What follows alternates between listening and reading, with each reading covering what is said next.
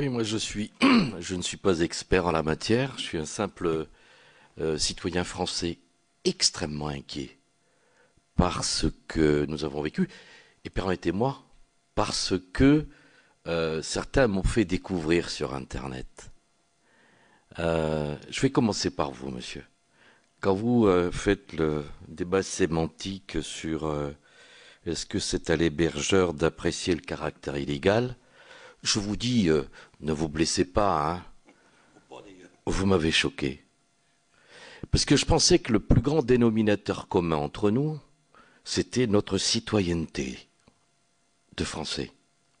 Et quand la République est attaquée, ne me demandez pas de faire une loi dans la précipitation, j'aimerais être sourd à votre demande. Parce qu'elle est préoccupante sur le degré de mobilisation citoyen dans cette grande et belle France. Moi, je viens de La Réunion, monsieur, à 9500 kilomètres d'ici, et je me sens profondément républicain et concerné par cette chose.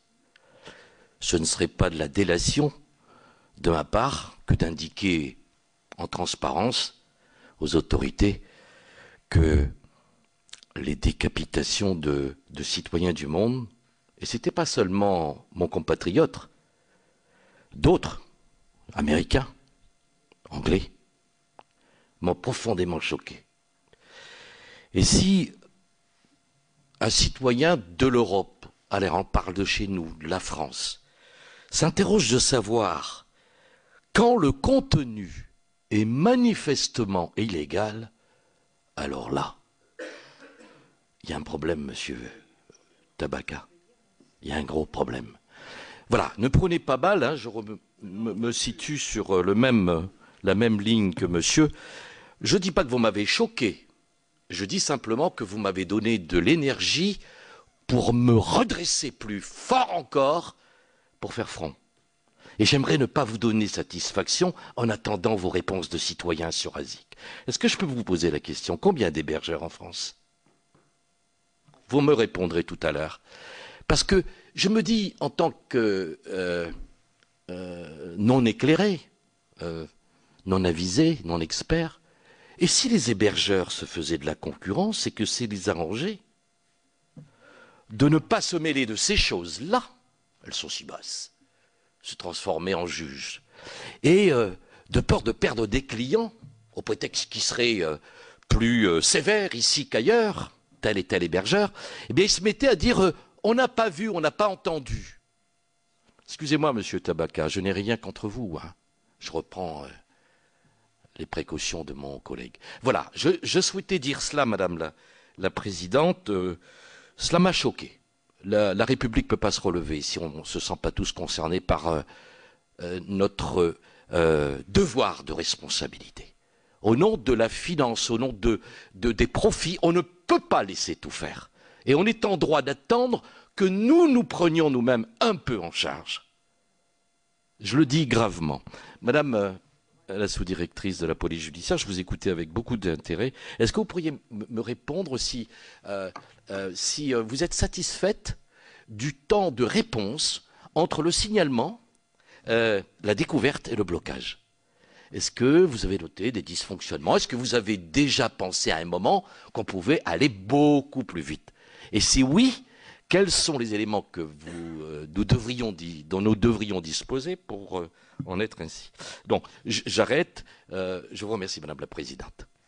Mais je vous en prie, mon cher collègue, je précise que cette audition est ouverte aux membres du Sénat qui ne sont pas membres de la commission d'enquête, et c'est bien parce que ce problème relève d'une question éminemment citoyenne, éminemment difficile, qui est liée aux droits de l'homme, qui est liée aux nouvelles technologies et aussi à une nouvelle délinquance, et que je peux vous dire, sans violer le huis clos, que plus nous avançons, plus nous avons de questions et plus nous avons de questionnements. Donc si cette audition est ouverte sur ce sujet particulier, c'est précisément pour qu'on puisse aussi faire état de nos interrogations et que chacun puisse s'exprimer, parce que les millions de Français qui étaient dans la rue il y a quelques jours ont bien répondu à ce réflexe citoyen, et il va bien falloir aussi que cela se retranscrive dans les actes et que cette citoyenneté passe à la fois par les hébergeurs, à la fois par le conseil numérique, à la fois par par l'utilisateur. Et encore une fois, merci de nous avoir donné ces pistes, notamment sur les signalements, et aussi par les autorités qui sont là. Mais je crois que c'est tous ensemble qu'on arrivera à la fois à mieux appréhender le problème et aussi à ajuster les solutions. On a tous bien compris depuis longtemps, avec 12 ou 14 lois antiterroristes en 15 ans, que le tout répressif ne fonctionnerait pas. Bon, donc voilà où nous en sommes. Merci de vos indignations et de vos questions. Merci de les avoir entendues. On n'a pas encore vos réponses, mais nous n'allons pas tarder à les avoir. Claude Raynal. Moi, je ne voudrais pas, Madame la Présidente, à l'occasion de mes interrogations, renforcer ce qui vient d'être dit et d'une certaine façon faire douter ceux qui ont été invités de la pertinence d'être venus. Parce qu'effectivement, dans les propos, nous partageons, je partage avec les collègues qui ont parlé précédemment, quelques interrogations par rapport à la façon dont les choses nous ont été présentées, même si, sur le fond, elles ont été riches et complètes. Mais le point qui a été pour moi le plus étonnant, mais cela a été dit avec d'autres mots, c'est l'impression, je réécouterai d'ailleurs ce qui a été enregistré, j'ai l'impression, en vous écoutant, messieurs, d'une certaine minimisation du sujet. Une vision, et j'ai senti dans votre intervention, j'aurais aimé, je le dis, d'abord, comment dire, que vous marquiez, effectivement, en tant que représentant, en tant que personne, l'intérêt des questions qui sont posées et du sujet, plus qu'un plaidoyer pour le minimiser. Et très sincèrement, je l'ai ressenti comme ça. J'ai ressenti ça, une minimisation du sujet complète, et j'aurais préféré, très sincèrement, mais comme d'autres, une implication plus forte et en préalable une reconnaissance d'un sujet avec d'abord la volonté d'agir, même si c'est compliqué. Et vous avez donné tous les termes de la complexité. Mais politiquement, on est habitué à ça, quel que soit le sujet que l'on traite. Il ne serait pas politique s'il n'était pas complexe. On n'aurait pas besoin de nous pour traiter des sujets qui auraient finalement des réponses assez naturelles. Alors, ce qui m'a encore plus choqué, c'est des expressions. Les réseaux sociaux, il est impossible d'agir. La ligne Maginot numérique. Il y a des façons, comment dire, moins ironiques de dire les choses. On comprend bien, en même temps qu'elle n'existe pas, cette ligne Maginot numérique. Mais enfin, là aussi, j'aurais souhaité que vous ouvriez sur l'idée, bon, on n'a pas encore trouvé les solutions, mais on les cherche. Et en tout cas, on est prêt à revenir vers vous, avec une réflexion plus approfondie, parce que le sujet, il est là, et on doit le traiter. Sur la question sur la question d'aujourd'hui, je rejoins le rapporteur évidemment, les coprésidents, pour dire que le sujet, on le sent bien depuis quelques mois que nous travaillons sur ces sujets, que la question est d'agir vite.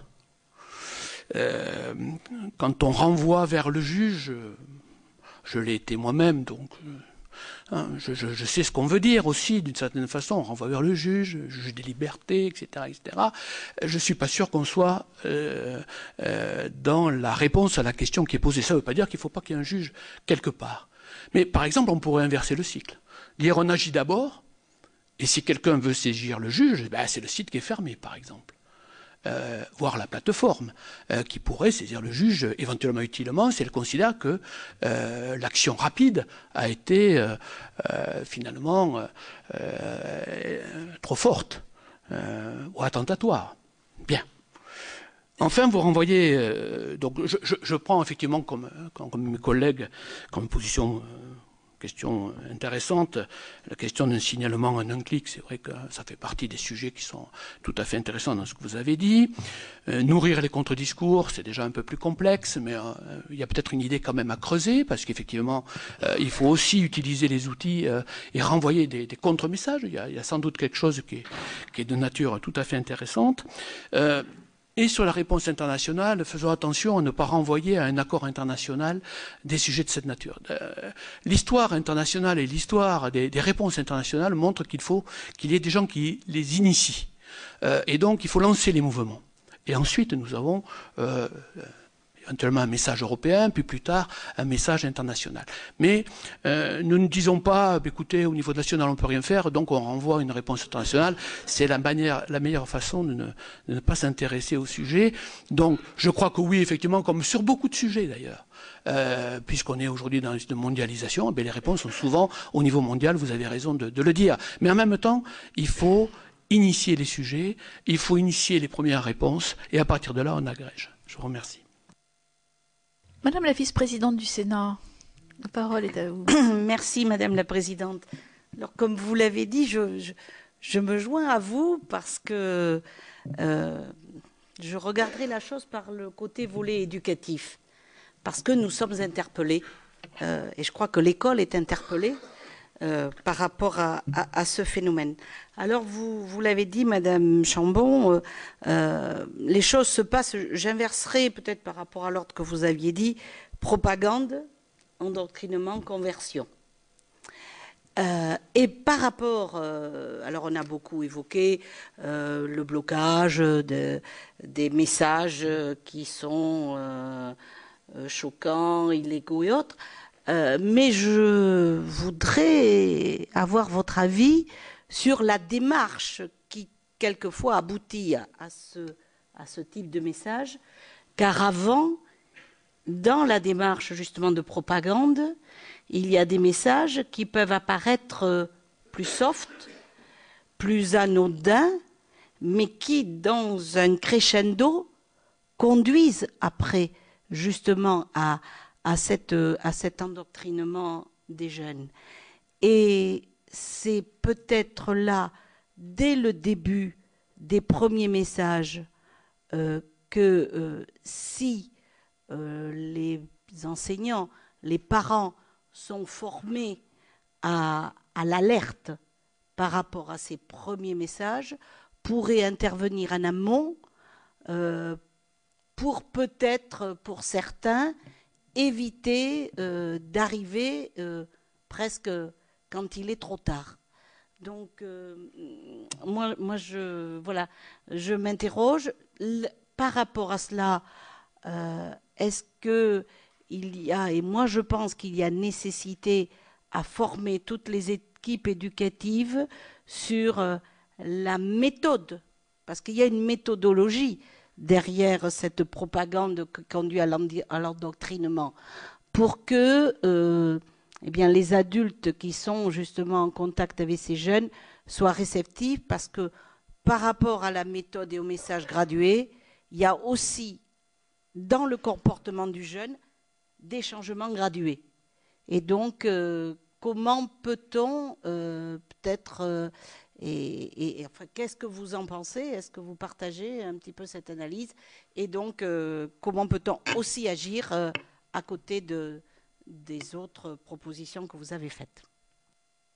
Merci. Madame Chambon, c'est à vous. Êtes-vous contente, satisfaite du délai de réponse?